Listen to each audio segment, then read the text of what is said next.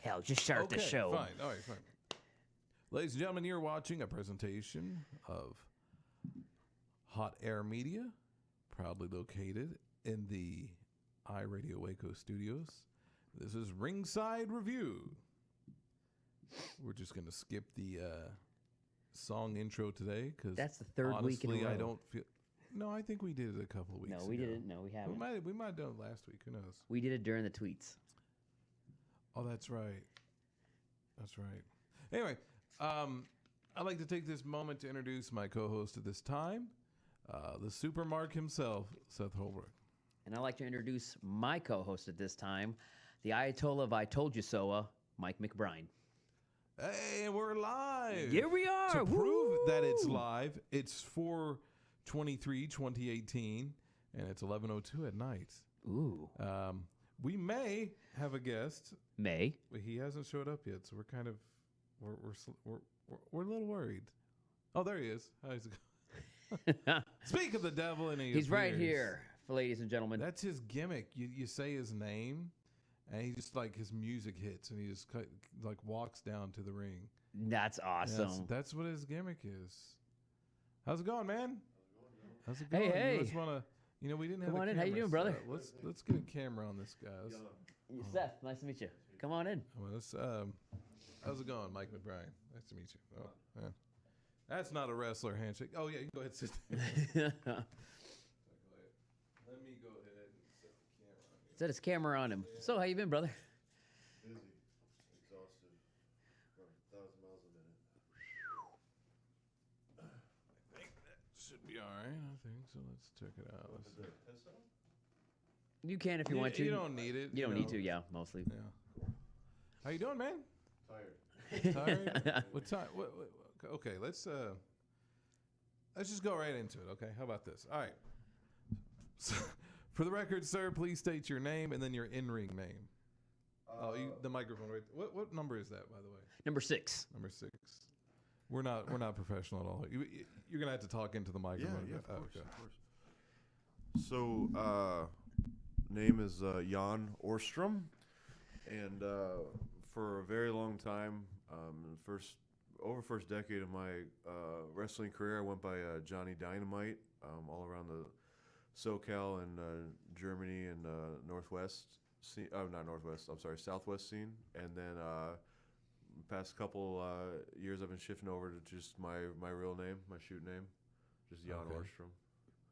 So Jan's not that common of a name, so it's Yeah, or is it? Am I wrong? No, it's no. You gave me that look like, what the hell are you talking about? Yeah. It's interesting because it's Norwegian, right? Yes, Like, I would say very Nordic. Is that like what you're going for? Kind of like a mythological, like a Norse kind of god kind of thing. That'd be kind of cool. That would be cool. That would be cool. But there's a couple really good people out there right now doing that. I don't know if you heard the Pillars of Destiny. Well, it sounds familiar. They do, yeah. They're that Scandinavian Viking warriors, and they're just monsters. You got, but I'm saying I'm looking at you right now. It's like it's very berserker rage. Like you could do it like you're ready to go. It's like thank you. Yeah. Well, when I first started in '97, I started training in '97. I could not grow facial hair to save my life. I had more of like a Hardy Boys style gimmick. Oh, God, I'm 38 and I still have that. Oh. You look like you're 21. Thank you. You just triggered him. So yes. But as you shouldn't fear at all. But and so as the years went on, and I kind of grew into more of the Viking thing. It's just a natural thing. So I don't know. It's the style, Seth, right now. Man. It is, man. Let's grow that beard out. So. God, I'm trying, guys. I'm trying. All right. But see, on the other side, Seth has never been fat a day in his life, so he's high metabolism. So. That's what it is. So I'm just like jealousy on that. Jealousy on that. Let's do a 50-50 trade. I'll take some of this, get you some of that, and there you go. That'll work. I don't know if you'd like that, Seth. What? Never mind. With the beard, I'll take that any day. Well, Jan, explain to the people out there why the hell you're here tonight. Yeah, no. I just want to also. I'll start off by saying I'm very grateful y'all gave me the opportunity to come on your show. Absolutely. It was definitely one of those when I found out about it. I'm not gonna lie, I can't remember how, but I reached out and I was seriously like, oh my God, I hope they give me the opportunity. Like, I'm in Waco, they're in Waco. Please let me go on the show. because Yeah. the other shows we've been doing has only been telephone stuff, and I wanted to actually have the opportunity to come in and sit down and talk. So I appreciate you all giving me the opportunity for that. Absolutely. So in a nutshell, the Valhalla Club documentary. I was a pro wrestler from 97 to 2002. After 9/11 happened, I was in college. I was getting my first look at New Japan.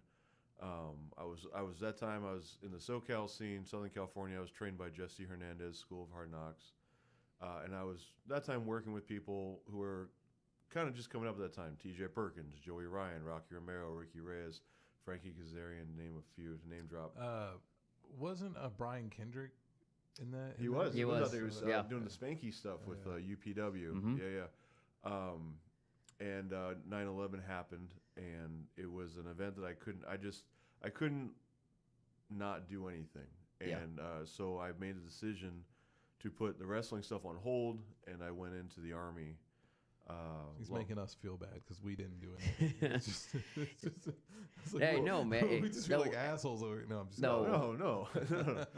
I was in the Army, and then I went to Iraq for 13 months. Well, thanks, brother. We appreciate it. Oh, no problem. No. Well, I always get my father was Marine Recon, and then my mother was an OS in the Navy. Don't get him Oh, started, wow. please. So yeah. Oh shit. So, right but on. bro, but it's like yes. So Damn, man, that's Yeah. cool. That's really cool. That's badass. So yeah, I went to Iraq. Yeah, and- his dad's the cool one. We wish we had him here. Not oh god, AKA Scary Larry. his dad's cool as hell. It's just, He's your typical That just little guy. I didn't mean to 1,000-yard take anything away stare, from you, just, but he's you know. a typical little, the smaller guy who's done, he's got the combat hat on with the ribbons and campaigns and big stuff, old Right on. and the sunglasses he wears inside, and he would feel uncomfortable sitting right there because his back is against the wall and it's like it's open. And it's just like, open, no, I'm yeah. sitting here. Yeah. Why? Because I said so. Okay, you got it. So That's the end He's of that like the most conversation. Yeah. intimidating guy for his size, like ever. yeah, well, that's what yeah. everybody else says. He looks like Hunter S. Thompson alive really? back in the day, Yeah. but like Okay. he's just like that type, and it's just like any second, Dad, turn off Fox News. Dad, turn off NBC and CNN. Don't watch any of that stuff. So I have a question for So- you, Jan, or Mr. Dynamite. I don't know what you. No, I'm just kidding. Yeah, Jan's fine. Jan's Jan? fine. Yeah, Cool. yeah. Oh, one thing we should say to you is right now we're kind of a comedy show, so if you don't take anything personally, Yeah. we're making jokes. Oh no worries. Okay, I appreciate cool. you letting me know though. Yeah. I gotta ask you. So the documentary it talks about PTSD, Yes. and it focuses on 3 wrestlers: yourself, Bryson Scott, and I'm so bad with the other guy's name. I can't. Eddie Wittern. Eddie Witter. Okay. Yeah. It talks about how pro wrestling's helped them with PTSD. Is that what you were the original was set out to do, or did it kind of turn into that? I mean, what made you say I want to do a film? About okay. wrestling in association with vets in wrestling. Got you. So I'm a terrible interviewer. no, it's all good, baby. I got you. So pretty much how the story came about is when I got back from Iraq, I got out of the Army in 2006, and I was back in wrestling. I was wrestling all over Cali and Arizona again, and I had noticed there was an epidemic of veterans doing suicide by cop in Arizona, where they would get drunk. A lot of them were coming off the pills the VA was describing them. The mood swings were all over the place. They ended up getting into altercation with law enforcement, would end up with them getting shot. So the veteran suicide stuff started like really, I started really attaching to trying to figure out how to reach out for those who were struggling. Also because at that time I was struggling with readjustment as well. Now, wait a minute. Isn't that what goes on in that Jake Gyllenhaal movie with the brothers one? Brothers with where him he and comes back and he's wanting the cops to shoot him. Is it? I didn't know that was such a real thing. I know what you're talking about. Now. It took me. It's a called minute. Brothers. Yeah, it's got Yeah. Jake Gyllenhaal. Yeah, It's that's got a real Tobey thing. Maguire. Oh, yeah, that's a real Yeah. So yeah, they- that's a oh, real My man, father that- was the same that is way so- when he kind of readjusted from That is Vietnam. so sad. You Yeah. know? Well, military and police, I don't know why, but I've always seen it, and it's like military and police, like you've got your brothers who come back, and then you've got the cops, and they're always, like button heads. They're always like, who's He's the bigger getting this Brahmo? from the Who's the bigger Rambo bull? movie. The first Rambo movie is where he's getting this. No, I'm just kidding. Well, I'll tell you, That Heartbreak Ridge, everything. It's my dad said it's just a normal thing. It just happened with civilian police or civilian authority that would do that with military presence. I could see that. I can tell you in like my experience when I was in Iraq, there were no rules. I mean, there were general kind of rules, but it was not really defined. So you go to a place where there's like no law, and then you go to a place where there's an abundance of law. It causes conflict. I can see that. Yeah. But as the veteran suicide thing started getting more and more of a problem, I was really like digging in, trying to figure out like a creative way to tackle it. And when I was in my worst part, I was drinking a lot, relationship issues, and all of that. I was not dealing with people at work. Anything you can name, I was just having problems with. And it was pro wrestling that when I focused in on it, it really helped me get out of the grind, because to be successful as a pro wrestler, you gotta hit the gym every day. You kind of do have to eat right.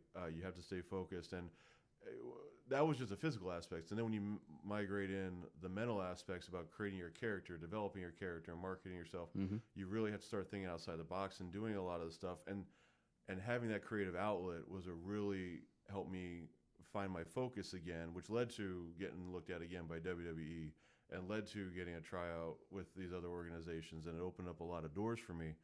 But I was the only one I knew that had that happen.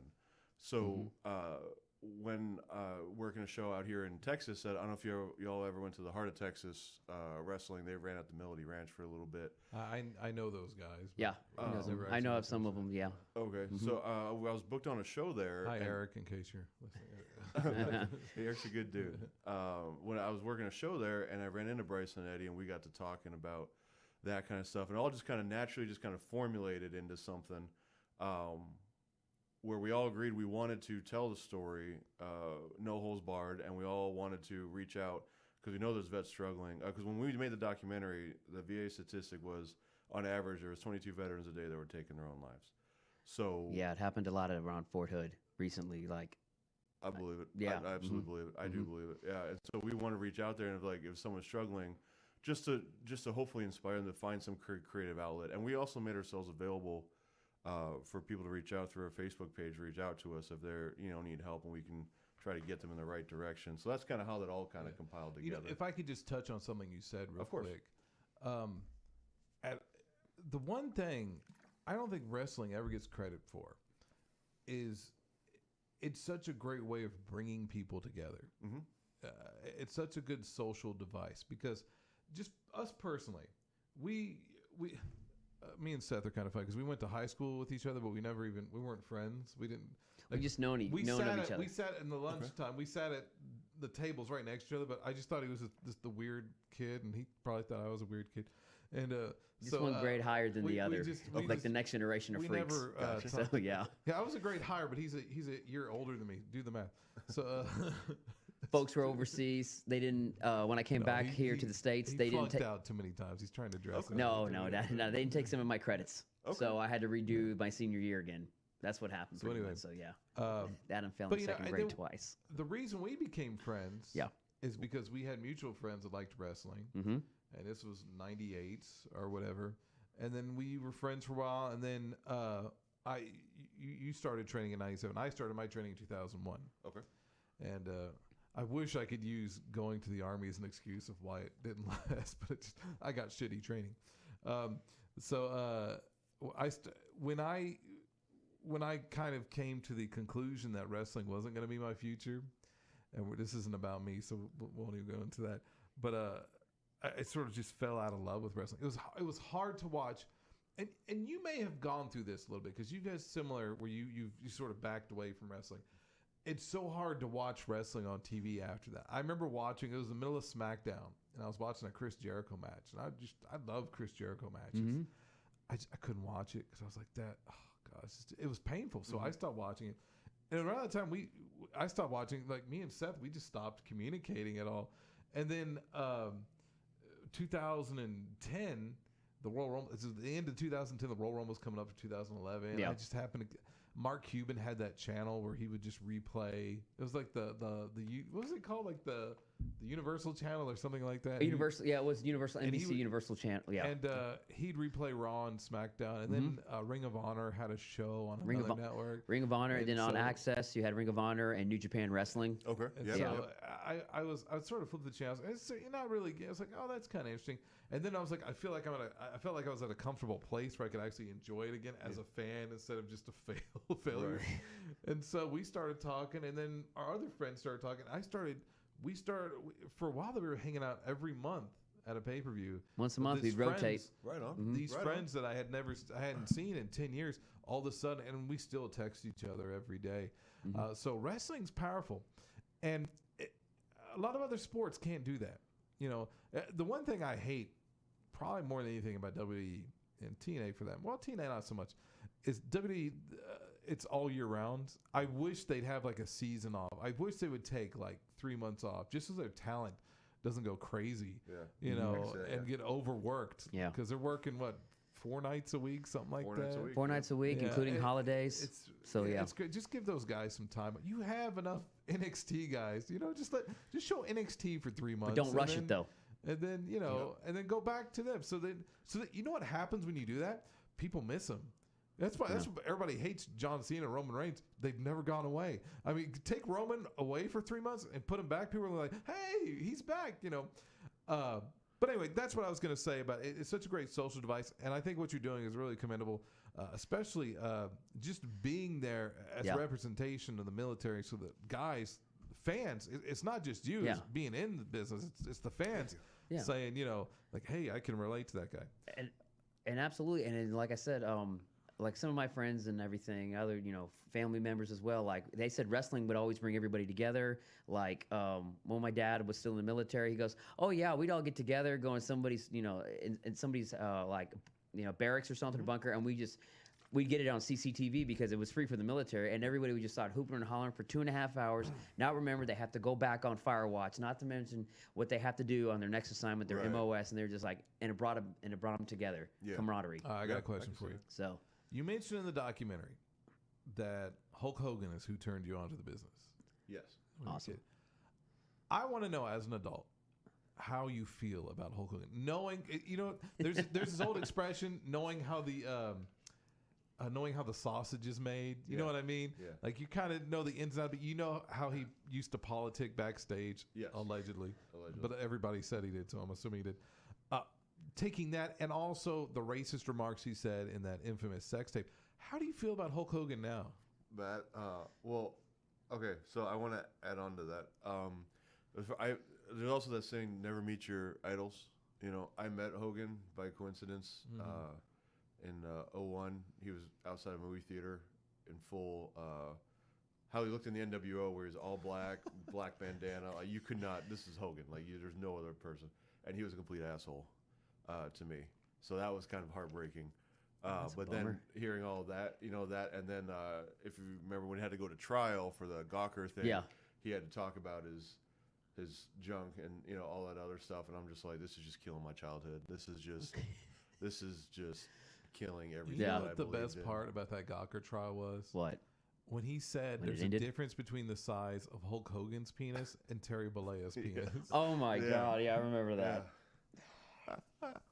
Wow. I swear, that sort of made him the worst and best person of all time, all at the same time, because that was just that's the bad part, because I'm just like you. Hulk Hogan is the reason why I watched wrestling, you know, rock and roll wrestling. Our generation was Hulk Hogan, but my brother was Ultimate Warrior. Okay. Not so much for him either, as you can see. So. Yeah, Ultimate Warrior had his flaws. He had his flaws too, but he did.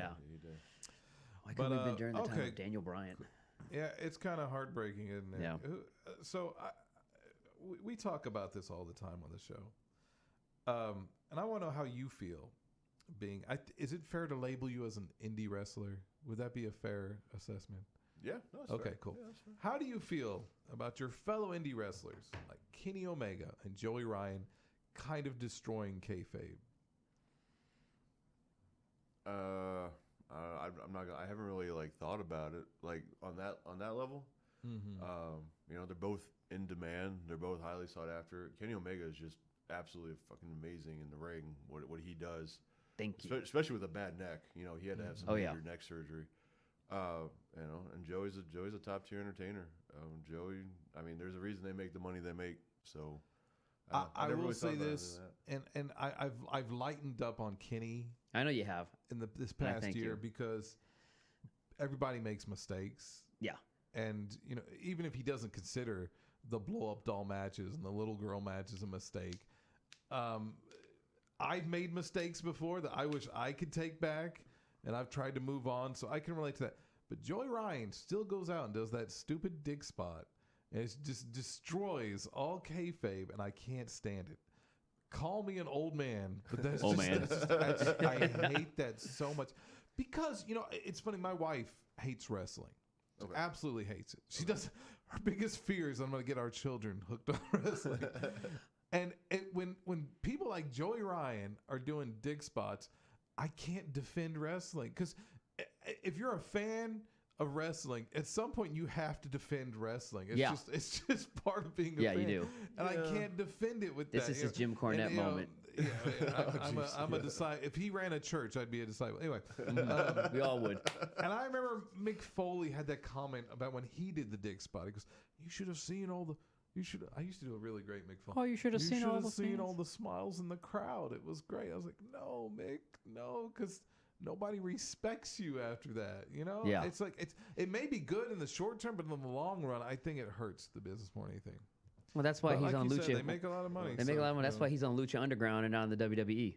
So Yeah, well, let's not go and get into my thoughts on Lucha right now. 'Cause yeah, that's- he doesn't like. Yeah. Okay, all right. Well, like I said, Kenny Omega and everything. I grew up watching New Japan Wrestling when my folks were stationed overseas. We would go over there and we watch it and stuff like that. So I grew up with Kenny Omega. Well, I did half of not that grow in up there. with And there. Kenny Omega. I like Kenny Omega, but grew up on other you stuff. old school New Japan. Old school, yeah. So like Hayabusa, Like Lita, all of that. Those are legends. The great, what was his name? Great Bobo. Great Bobo, Great Yeah. Muda, Great Boot, yeah. Keiji Giant Muto. Bobo. Great, what is that? The one with the who spit green at you, green mist That at was you. Great Muda. Great Muda, yeah, Yeah. stuff like that, yeah. Mm-hmm. So I got a question for you. You stopped. You dropped out of the wrestling scene. What 2001, and then you came back 2003. Did I hear that right? Or Well, I enlisted 02 and I came back 06. And I say I took a break. I did wrestle in that time, but it was only in that 4 years maybe a dozen times. So I don't really count Now, that. wrestling during that time went through kind of a shift. Yes. Because this was when the major promotions had died off. ECW is no longer around. WCW is no longer around. Right. TNA is Just kind started. of on the rise, Yep. and it was a couple of years before they were at their peak. When you came back, what was the biggest change in wrestling that you noticed? Well, right before I left, one of the guys I would do stuff with, like Joey Ryan and childhood. I say childhood. We've known each other when we were 16. Scorpio Sky Andrews. They were telling me they were starting this league called PWG. Mm-hmm. So to be gone 4 years and to come back, and all of a sudden it's like, it's this big thing. They've done a European tour and all this stuff. I was really proud of them and everything they were doing. It was kind of surreal, like coming back in 06 because WWE had more of a developed farm system. That OVW thing was kind of, I think it was on its way out or was about to be out, and they were shifting everything to Florida because they were starting to do the centralized thing. Florida Championship Wrestling. And then Ring of Honor was starting to really kind of come on its own. So it was kind of interesting. It was I always looked at it as there was a time of uncertainty. There was a lot of investments going on, but pro wrestling is so volatile. Like, it's not like investing in a tech company. Like pro wrestling, I mean, the stuff can shut down like literally overnight.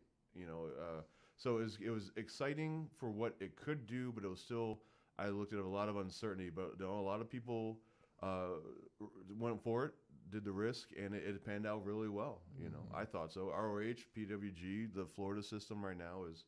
I mean, look at that Florida system developed at NXT, and NXT is just stocked with crazy good talent. God, right it's now. so good. It's seriously ridiculous. what they NXT got. is somewhat better than Raw and SmackDown sometimes. It is. Oh, I agree. Smaller venue. They got just amazing talent on there. They have too much talent. That's the problem. I was reading online today. Somebody said Pete Dunne needs to be moved up to the main roster, and I was like, No, he he doesn't. probably deserves it, but he'd be swallowed up in the abyss because they have 50 guys on each show right now. That anyway. So there's too much talent all at one time. But that's people are going to get hurt. So there's always somebody step in. So I got a question for you. This Friday, the greatest, the most bestest, the royalist, the most specialist Royal Rumble. Oh, Lord. It's the worst name for the greatest Royal Rumble. Screw your American Royal Rumbles. This is the greatest Royal. No, anyway. This is great. I gave McMahon all the money. Let us do this. So it's going to be in Saudi Arabia. Now, you were deployed over in that part of the world. Yeah, a little more north, yeah. What are your thoughts on that? But WWE's getting reportedly $20 million to put on one show there. And they've also at the same time kind of had to abandon their whole women's revolution.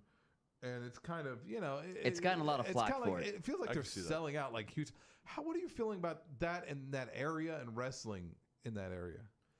That could be a whole documentary right there. No, absolutely. Yeah. Oh, absolutely. Yeah. Yeah. Because, before I get into that, but just thinking about, I didn't even think about the women's revolution stuff, but what WWE has been doing, and women's wrestling and the indie scene as a whole has been really stepping up its game. Yeah. And I even think about that part with going to Saudi Arabia. I can tell you, like Vince is not scared of the Middle East. I got my invitation for my first tryout at Tribute to the Troops when they were in Iraq, at the base. I pretty much I grabbed one guy, I pulled him aside and pled for an opportunity.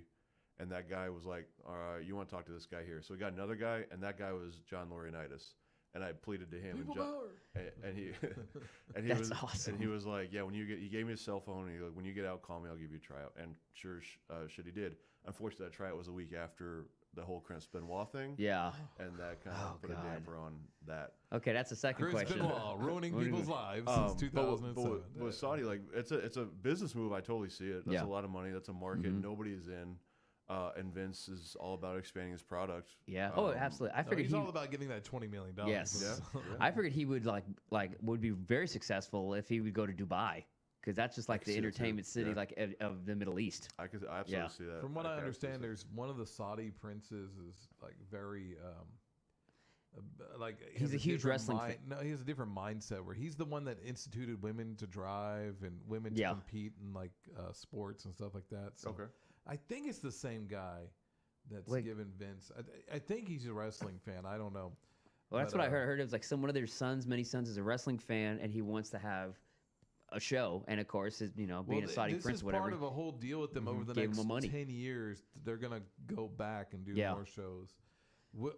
And it's funny, people are asking, what's going to happen for the guy who wins the greatest Royal Rumble? I was like, well, he's going to go to the greatest WrestleMania. It's obvious. That's how that works. Good. Do you have? I have a question. If you let me ask, if I can. Okay, you said you didn't have any. Prepared, I know, but I just thought of one. Okay, it's probably in there. Who is your dream opponent? If you could wrestle. Damn it, that was you fucked up my next question. I'm sorry. Can I just ignore that question? Just okay. Here we go. Hypothetically speaking. Hypothetically. If you had to pick your dream opponent. Unfortunately, yes. I had it much more cleverly worded. Okay, then you say that, and I'll ask him what company. Yeah, I don't even want to ask him anymore.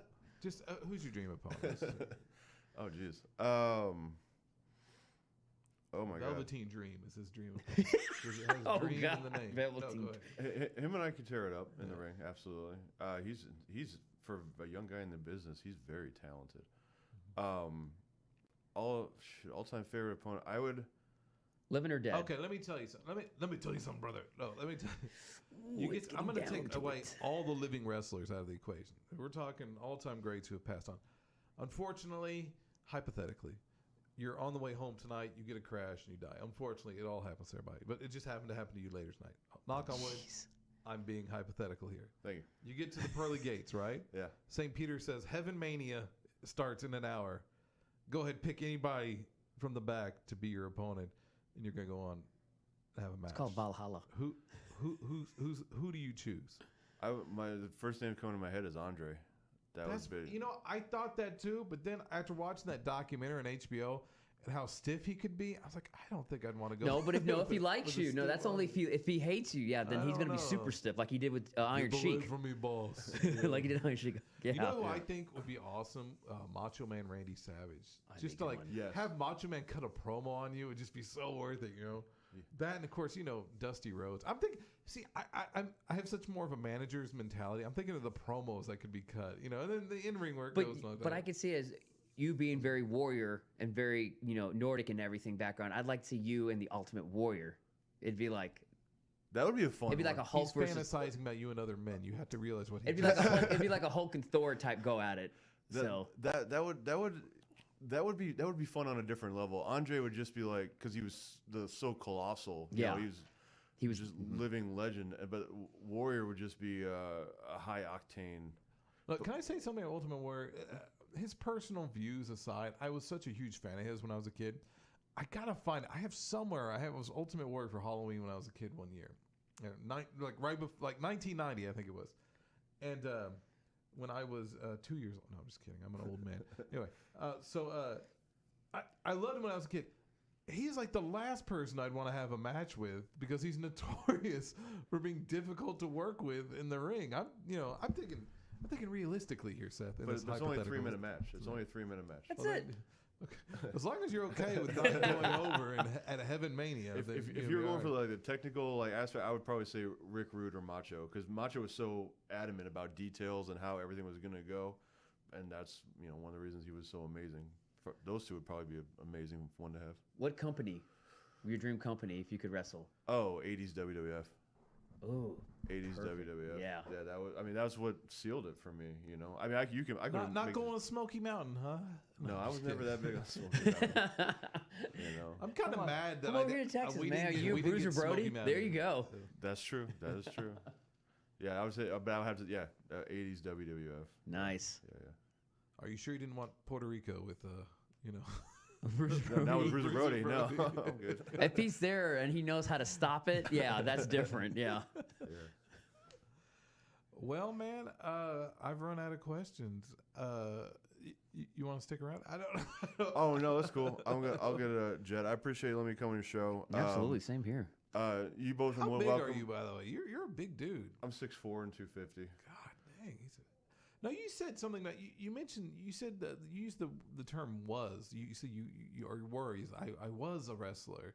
What, are you not wrestling anymore? Are you? Oh, I said was a wrestler? Yeah, you said because I was a wrestler from this time to this time. I was like, I thought you. But were because he still said he only active. said a Oh, dozen 'cause I times, took so it that doesn't count. break. He took that break I took that break. when he yeah. enlisted. No, I'm wrestling, and you two are both invited. And any members of your show, feel free to get tickets. But on May 26th, I'm wrestling in Killeen at the TCW show. Mr. B. Me, Mr. B, and Marcus Rose are May wrestling for 26th. the That's my title. That's my birthday. That's his birthday. Oh yeah. Yeah. Get there. I'll cover your ticket for your birthday. Oh, appreciate it, There brother. you go. Thank you, man. There you go. Awesome. I'll cover your ticket too. There you go. And it's on a Saturday. It's on a Saturday. TCW, and they're a fun league to work with, and it's right down the road in Killeen. And then we're kind of doing some other stuff with the Valhalla Club. We're trying to get out and. You know what's funny about the Valhalla Club? And I wanted to ask you this. I'm afraid to ask you this because you're 6'4" and 250 pounds. But no, I'm afraid to ask you any questions actually. No, Valhalla Club. One of the things in the documentary, because because we're so prestigious in the podcast world, we got an advanced copy to watch. Yes. Valhalla Club, is that an actual clique? I mean, is it like is it a faction? Because I was kind of confused by that. Okay, no, fair enough. So it is. I mean, it has evolved into a faction. Okay. It wasn't at first. It was just a. So when you, what a common saying was when we were in Iraq was when you go on a mission was you just say until Valhalla, which is if I die I'll see you in the down the side. But so I felt that was important to cover the military aspect, and I just felt it had to be Valhalla Club thinking about everything because it was a tip of the hat to what I feel was probably one of the greatest things that happened to indie wrestling in the past 15 years was the Bullet Club. Yeah. Straight from Finn Balor to Carl, Luke, and all to where it is now. What they did for wrestling and indie wrestling is on a whole different level. Pro wrestling stuff would not have got carried into Hot Topic without Bullet Club. You know what I mean? Like they brought it to a mainstream level, and so it's just kind of a tip of the hat because I know Carl, I know Young Bucks. They came up in SoCal, and it was just what they have done. It was just I didn't think there was a better way to express the combo of military and pro wrestling. Oh, Yeah. that's great. So. Do you think it's getting a little out of hand though, with the cliques and everything? Because there's Arrow Club, there's Dot Mob, there's FTW. You know, there's all these different ones out there. I'm like, okay, guys, it's kind of getting played. It kind of comes in waves, you know what I mean? And I think it's getting ready to finish up running its course. But if you remember, like 20 years ago, there was NWO, LWO. See? Yeah, there's all those. And there's a BWO. Because we've interviewed Mr. B on this show, and one of the questions I asked him, I said, if a fan sees, just what's one of the ones right now that you'd see at a show that probably I haven't mentioned? Villains Club. Villains or something Club. like that. Well, it's one of the villain. It's the villain. What's his name is that from a draw? from Is the that Bullet a draw Club? to fans? Marty Scurll. Marty Scurll, They're yeah. going to see somebody from, Villains Club wrestle at a show. I mean, is that because my whole thing is why even do it if it's not a draw? I mean, when Bullet Club was doing it, it was cool. And then we started seeing all these other clubs develop, and it's like, okay, it's just I think it's run its course personally, but Well, there's always going to be cliques. There's always going to be stables. yeah, the point I'm And trying to there's make is groups, if it's not a draw, there's no point in doing it. Yeah, you yeah. know? But you have other reasons though. Your reasons are on a whole other level. You're trying to reach out to the vets out there, which is great. It's awesome. Right on. Thank you. Yeah. So I'll get all your hair. I appreciate you both having me on the show. Seriously. Scott, I'm gonna keep you here. Oh. Heart of Texas Wrestling. Okay. You know what's funny about Heart of Texas Wrestling? I was involved with the WAW, the Waco Association of Wrestling. Didn't you have a show at the backyard not too long ago? We had one. It's almost been a year. Okay. I was the ring announcer for that show. Oh, sure. Okay. And quasi GM or whatever. Okay. Story wise, kayfabe. When it came necessary for the story, I was the GM, and I had a great spot. If I can break kayfabe with Brent McKenzie, because I've known Brent for 5 years now, something like that. He's a good dude. And in that time, he's gone through different gimmick and name changes. So it's just like with Will the Thrill. I'm just kind of like Stacy, I think is what he is now, or but he's gone through. Stacy Slade. Yeah. Okay. He's gone through. These guys, I can't keep track with all the names. I don't know. I've had too much brain damage. I can't remember. So during the show, I think he was going by Supertex. Okay. Yeah. During that time, but when I introduced him to the ring, we had this bit set up. If I can break down the fourth wall, where it was supposed to be a one-on-one match that broke into a tag team match. Okay. And his girlfriend was going to get involved and whatever.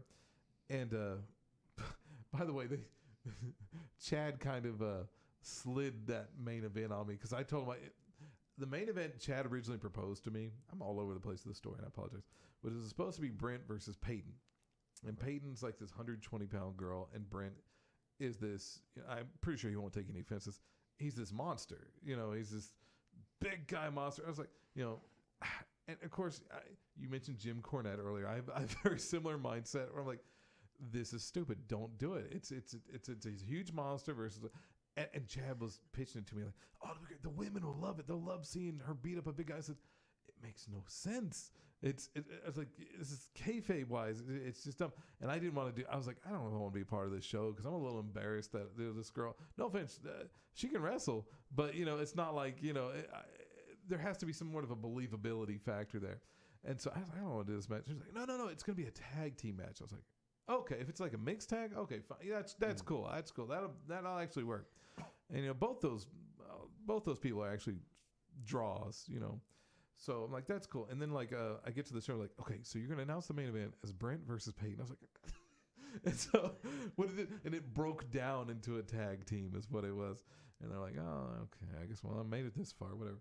And I was supposed to do something where I was saying like they were supposed to cheat, like his girlfriend was going to run in and beat up Payne or whatever. And I was like, oh, I am in charge tonight, and I'm going to make this a mixed tag team match. But what happened is when I was introducing him to the ring, I introduced him as Killer McKenzie, which was his old name. Okay. He didn't go by anymore. And I couldn't tell if it was a work or he really was pissed at me. I should have Probably both. Because like I said, I didn't remember they changed names so much. It's hard for me to keep track. And so he's like, "You say it again, but say my name right this time." But then didn't give me a name to correct. So I was like, Killer McKenzie. What am I supposed to say? His name's the right one. Like his name, and like his girlfriend, his name is Super Tex. I was like, oh, and I it caught on, realized, I was like, oh, that's right, that's his name. And I was like, oh, fuck. And so I said, you know what? And they did the match. I said, and he's like, I said, you know what? Since you're probably, when we get to the back, you're gonna kill me anyway. I might as well make this interesting for people. I'm gonna make this a mixed tag team match. I was so proud of myself. I worked it into the story, Nice, man. but it was like I don't think the crowd even knew that was supposed to happen or not. So I was all proud of myself, but no one would give me a pat on the back. And you took a lot of bumps that night. I got to the back, and Brian wasn't pissed at me. He's more, his girlfriend and I fucked up her ankle, and I think he was more concerned about that. Right. So what is the state? Do you know what's going on with H.O.T. wrestling? I've heard different things. Every now and then they reach out, want to know if I'm interested in working a show here or there. But that's all I really know. I mean, I know Eric. I know them too pretty well. I was their champion for a little bit. I heard rumors, and these are just rumors. So just don't take this. Just keep in mind when I say this rumor that Eric was mad that we had done that backyard show because he had been wanting that venue, and they had been dragging their feet on getting back to him. And then, of course, Chad's, who was running WAW, still, I think he owns the name WAW still. He gets a hold of them and he goes, they said, we got a date for you on this day, whatever. And I heard rumors that he was bitter because of that. And I was like, Chad, you really need to reach out to Eric.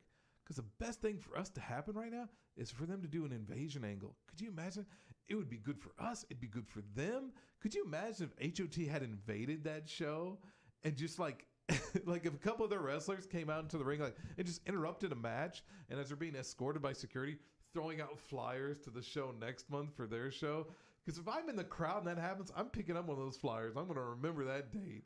Yeah. And then we could have made money off of that, and then had the WW guys run in on their match, and then just do a whole back and forth. He's turning into Paul Heyman. But a good invasion angle definitely would have sold well.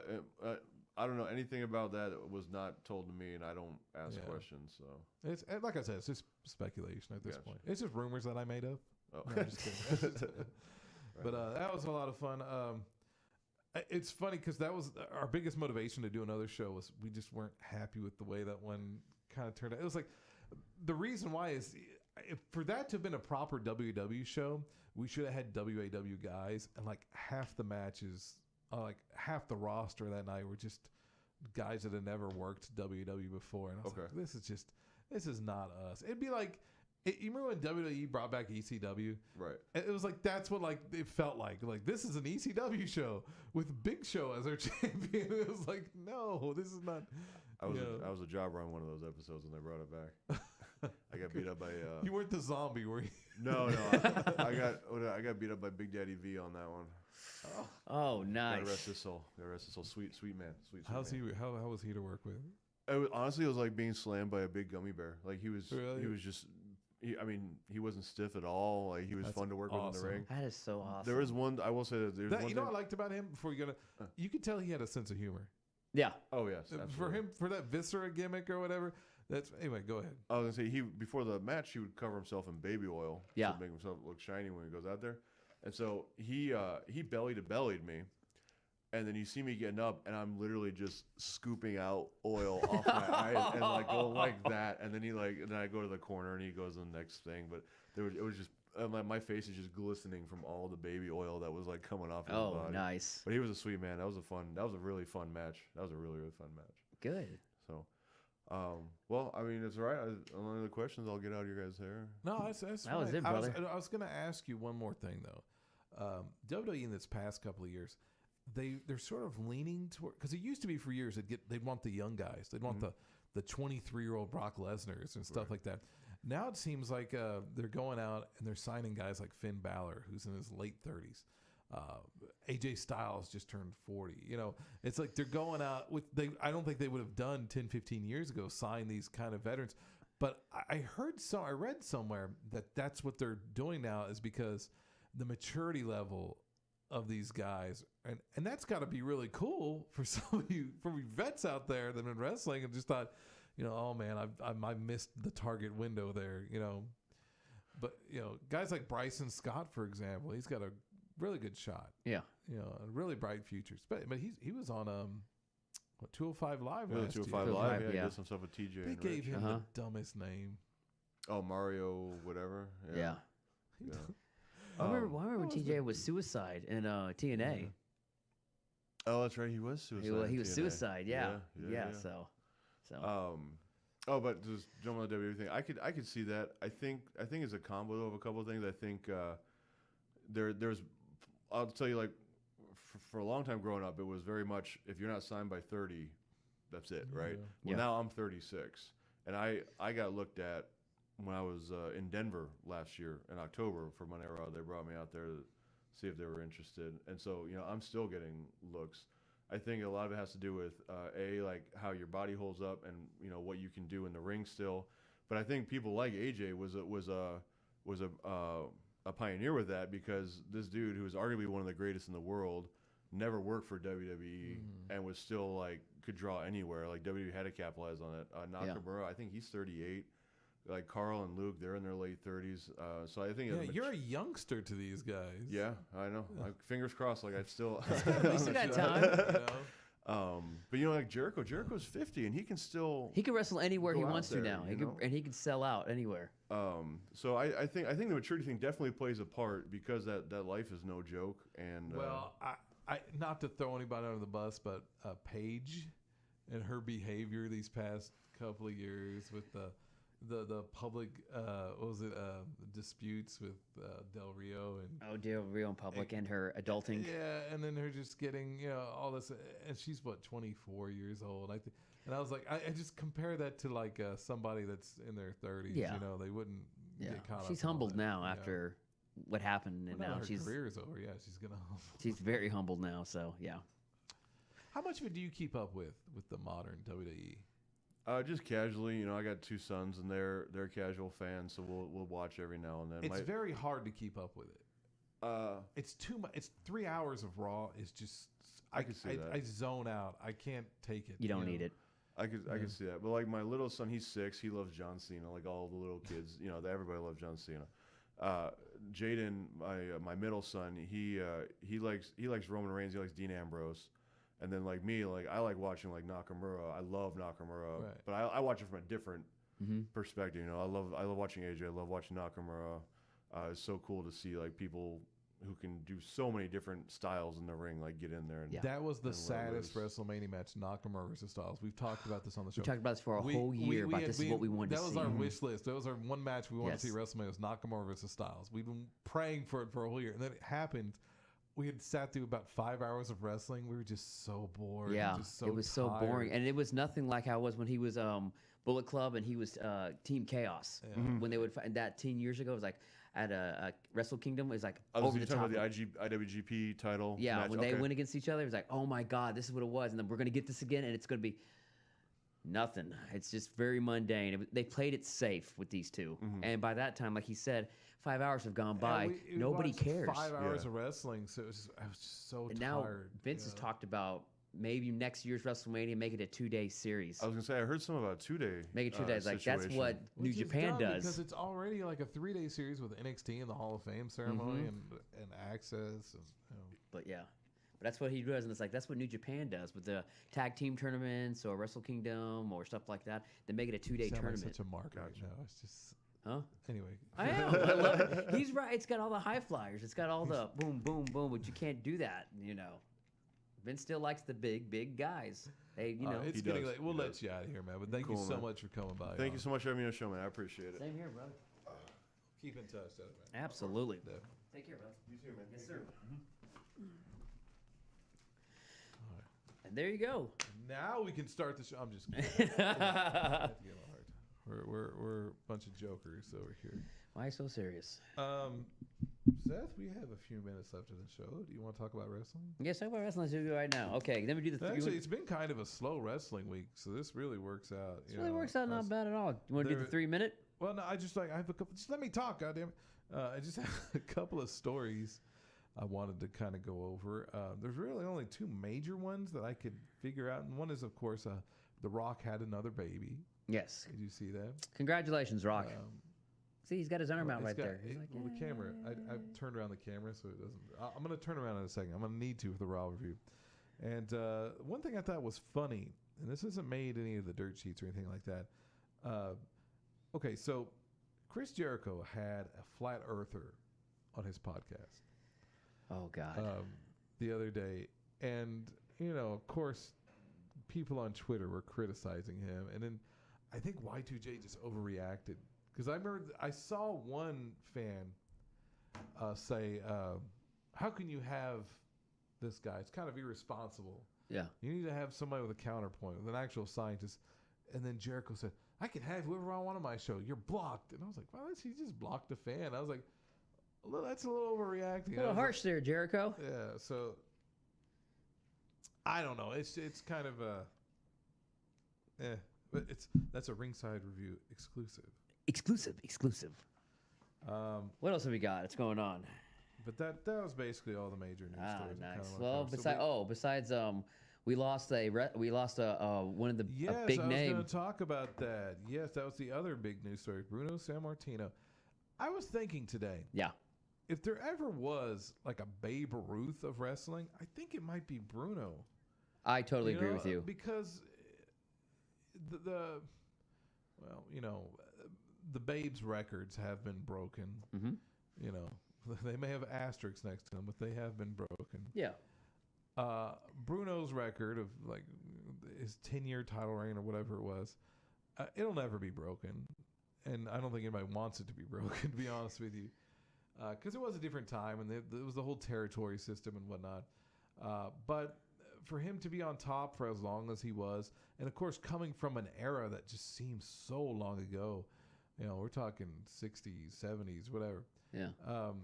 It's got to be the Babe Ruth of wrestling. And absolutely. Just to think, we just lost the Babe Ruth of wrestling.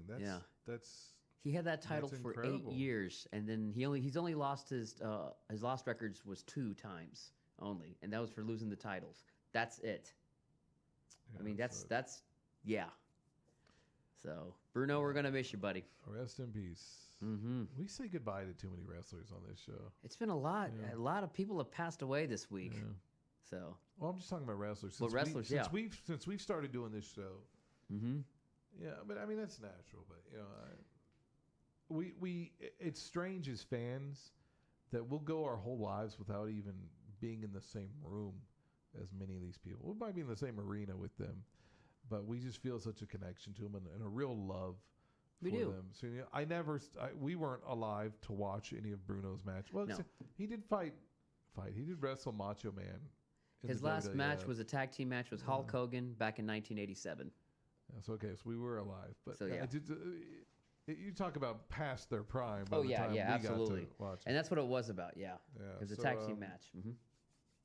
So that's it. Why don't we go ahead and do your Raw review? I'm going to skip the timer.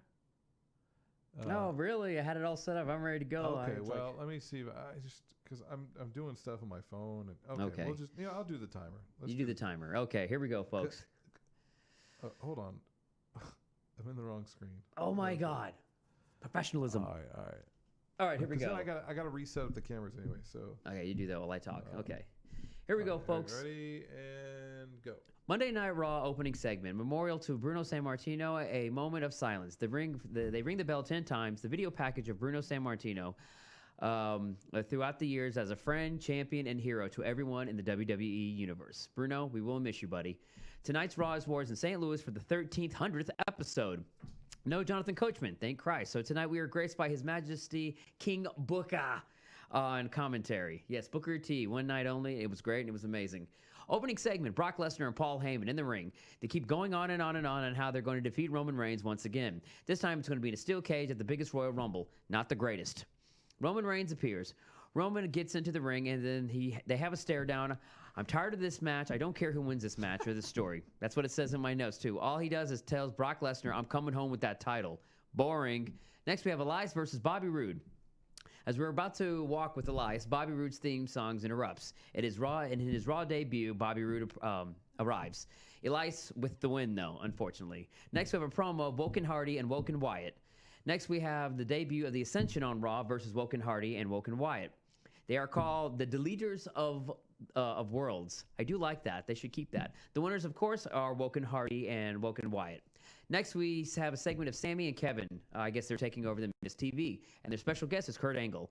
They pretty much put him on spotlight about his personal life, and in return of the favor for booking those two in a match against Bobby Lashley and Braun Strowman.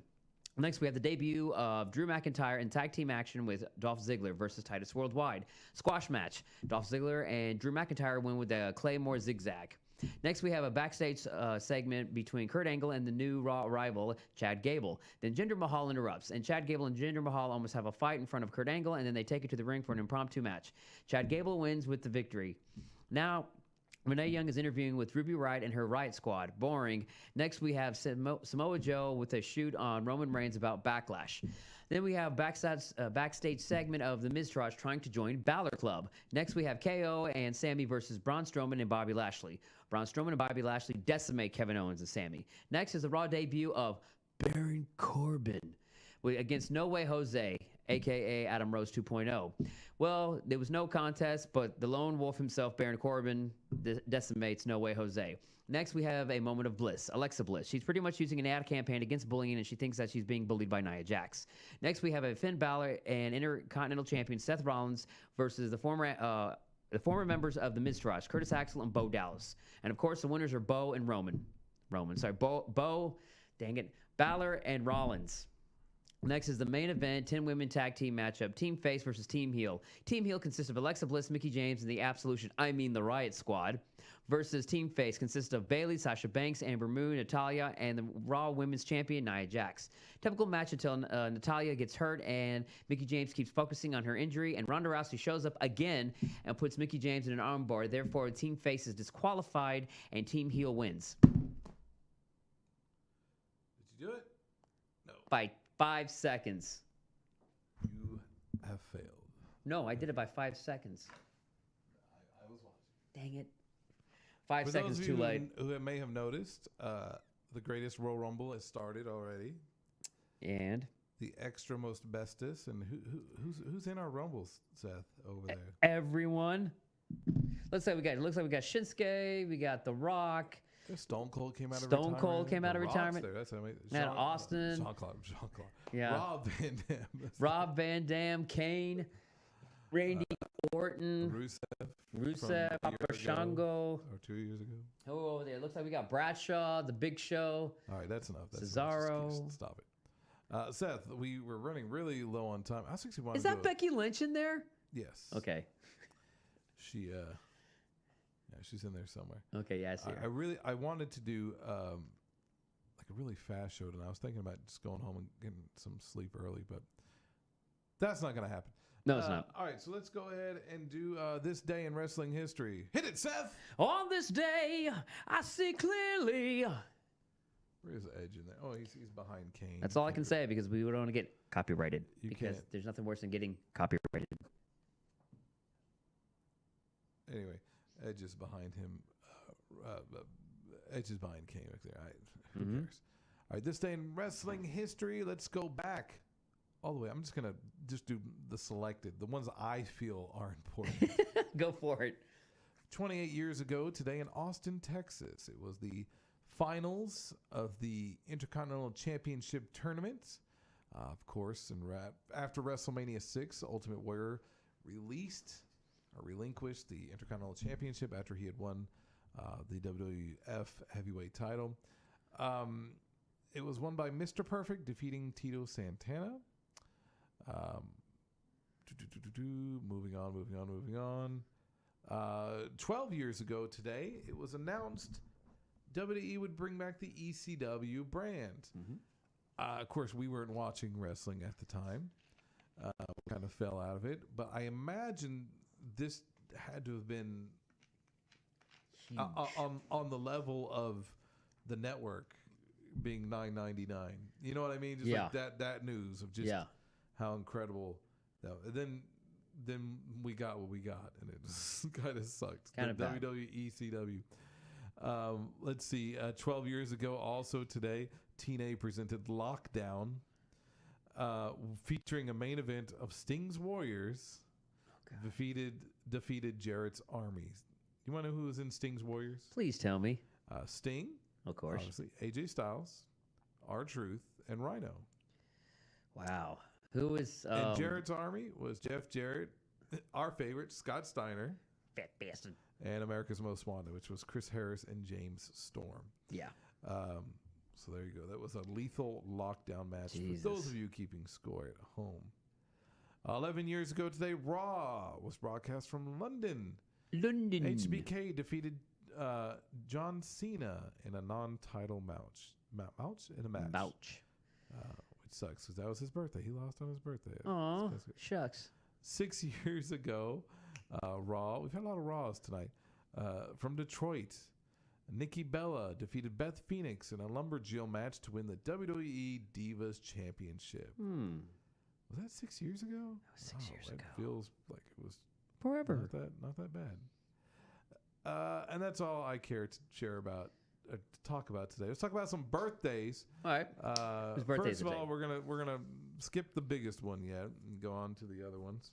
Or the biggest one, in my opinion. I don't know how you feel about Terry Gordy, but you know. Hey, Terry Gordy is a legend. Terry Gordy's birthday today. TNA star Moose has a birthday today. All right. And of course, turning 41 today is the man. My uncle. The man we cannot see. Mr. Jonathan Cena. Oh, his birthday? He's in there somewhere. I guess he got what he wanted. Oh, you can see his shoes, his green shoes. He can see what he wants. You can't see Nikki. He got freedom for his birthday. Is that what you're saying? Yeah, pretty much. So today, Seth, I was gonna say the greatest John Cena moment is what we're gonna crown the best of all time. You're on your own on this one. There's been a lot of good ones. I think. When he defeated The Rock in the Twice in a Lifetime match, his return at the Royal Rumble at Madison Square Garden was great. His debut against Kurt Angle, where he just wowed everybody, that he was able to hang with Kurt.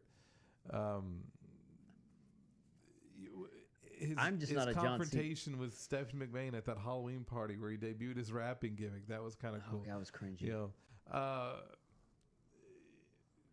AJ Styles at Royal Rumble last year. That was a great match. It was wasn't he lost? I think that may be AJ lost. That may be the best match I've ever seen live. A lot of great moments, but I think you'll agree with me when I say last year at WrestleMania when he proposed to Nikki was his greatest moment ever.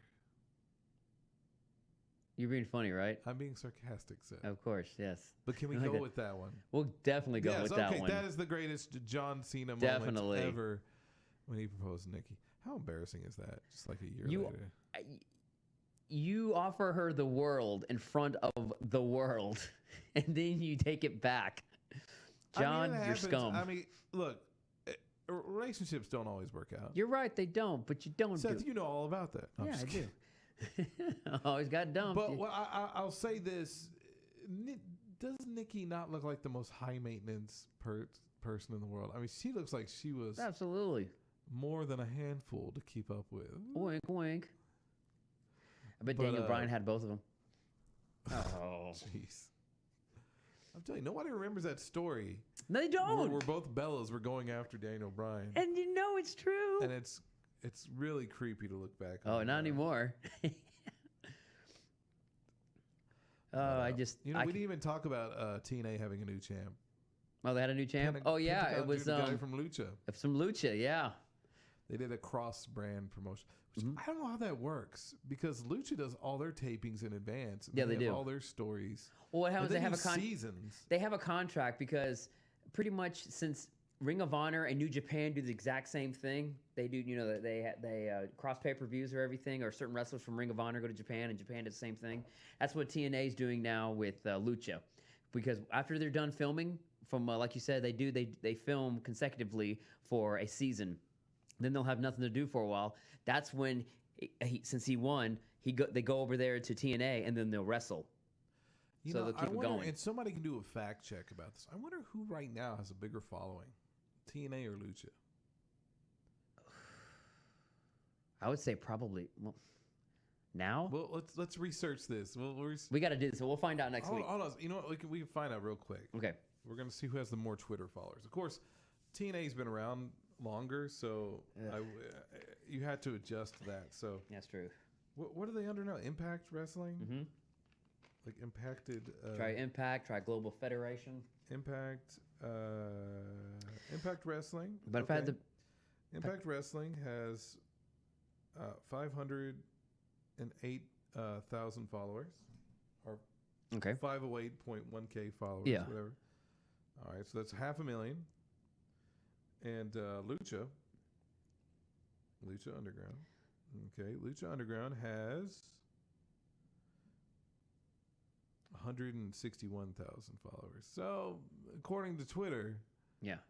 I don't know how TV ratings are, but they still got ways to go to catch up. If I had to choose between the two, I'll go with Lucha. Do you want to put it in perspective and see how many followers WWE has?